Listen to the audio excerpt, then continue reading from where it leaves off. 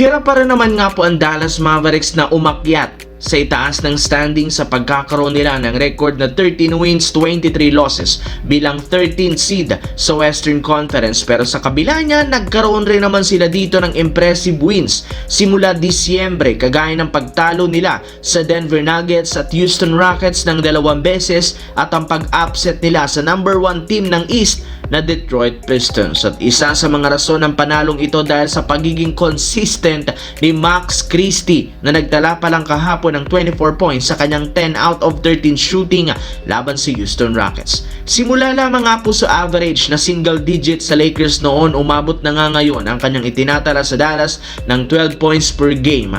Mas nabibigyan na rin naman siya dito ng mas mahabang minuto, kaya hindi na nang kapagtataka bakit napakabilis ng improvement ng kanyang galaw at inaasahan na mayroon pa itong ilalakas kapag binigyan nila ito ng mas malaking role sa kanilang kupunan.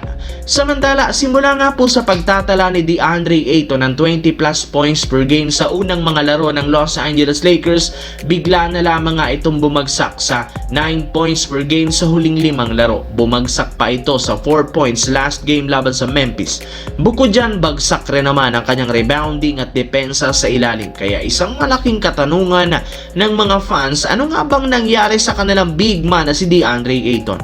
Well, ayon sa naging pahayag nito sa media, sa dami ng adjustment ng Lakers sa game plan at rotation, hindi siya masyadong nakakahawak ng bola ng mas maayos. Kumpara sa nagdaan nilang mga laban, limitado lamang ang kanyang ball touches, kaya hirap nga siyang makapagtala ng puntos. Kaya request nito sa kanilang head coach na si JJ Redick, kailangan nga siyang i-involve sa opensa o game plan upang hindi sila mahirapang makascore. Kita niya, hindi gumagalaw ng maayos ang bola sa tuwing hawak nila ito at yan ang dapat ayusin ngayon ng kanilang kupunan.